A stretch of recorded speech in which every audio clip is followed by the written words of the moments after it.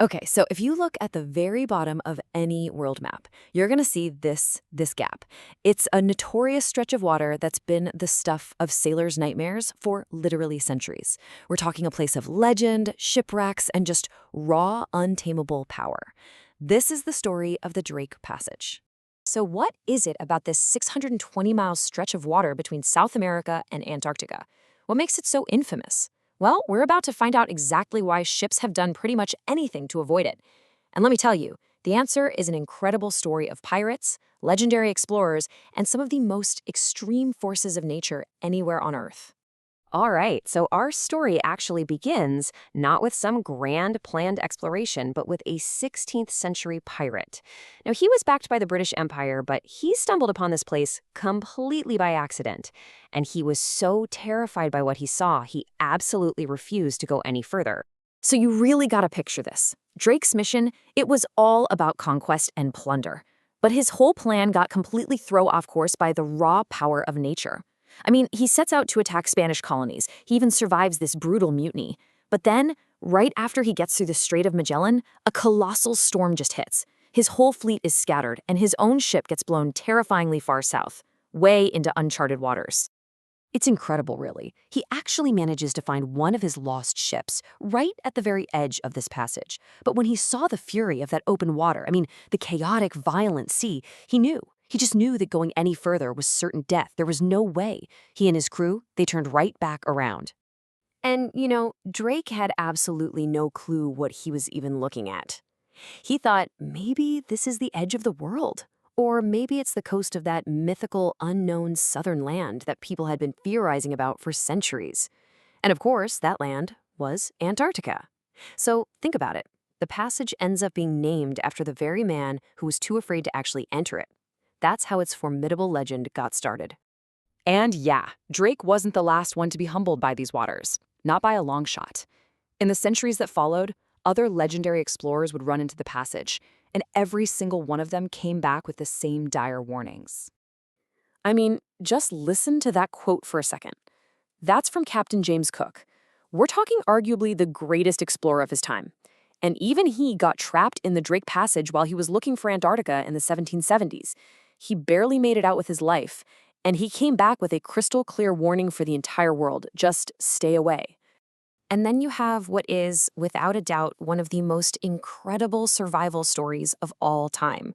We're talking about Sir Ernest Shackleton in 1914. His ship, the Endurance, was literally crushed and sunk by the ice right here. He and his crew managed to survive for months just drifting on ice floes. Then, in this desperate last-ditch effort, Shackleton and a few guys sailed a tiny 22-foot lifeboat across 800 miles of these just hellish waters for a month just to find help. It's a journey that's almost impossible to even wrap your head around. Shackleton's own words just say it all. They perfectly capture that feeling of terror, of being completely at the mercy of the Drake Passage. His survival wasn't some great victory of man over nature. No, it was, just as he put it, nothing short of a miracle. Okay, so all these incredible stories of terror and survival, they all lead to the same big question. Why? What is it that makes this one specific spot so much more chaotic and violent than literally anywhere else on Earth? Well, the answer is this really unique combination of geography and physics. So the key here is something called the Antarctic Circumpolar Current. Now, this is the only place on the entire planet where an ocean current can just circle the globe without hitting a single piece of land. Think about that. With nothing to slow it down, it just builds and builds and builds, creating this incredible, unstoppable momentum. And the sheer volume of water that's moving through here is it's staggering. We're talking 200 million cubic yards of water every single second. That number is so huge, it's hard to even put into perspective, but let's try.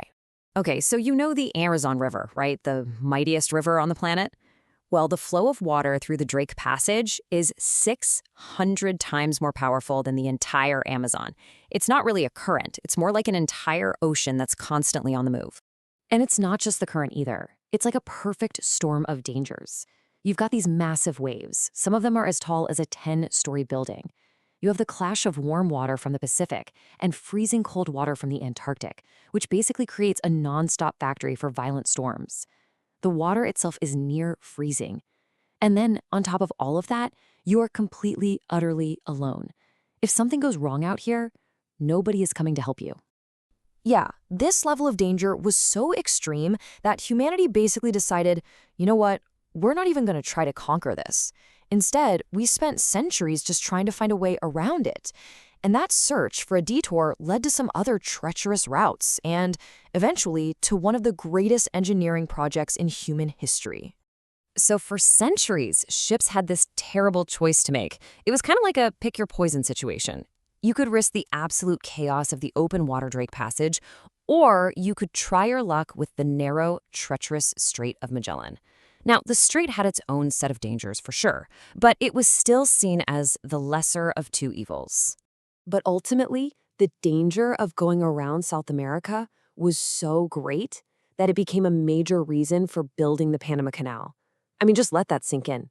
We as a species were so desperate to avoid this one stretch of water that we decided it was a better idea to physically cut a continent in half. But you know, even today, with all our modern tech, the Drake Passage is still this potent symbol of nature's raw power. And what's really interesting is that we're now realizing just how vital this incredibly dangerous place is for the health of our entire planet. So while it might be a no-go zone for most of us, it's actually an absolutely essential artery for the Earth. It's like a crucial part of the planet's circulatory system. This is how all that meltwater from Antarctica gets spread out into the world's oceans, and that helps regulate our global climate. And that really is the main takeaway here, isn't it? It doesn't matter if it's Drake's 16th century wooden ship or a massive, modern, steel-hulled vessel. The Drake Passage just doesn't care about our technology. It was, and still is, an untamable, humbling force of nature. You know, this place is just a powerful, humbling reminder that some parts of our world, they just weren't made for us. They're always going to be wild, powerful, and ultimately, they're the ones in charge. And it really makes you wonder, doesn't it? What else is out there that we think we can control, but in the end, we really can't?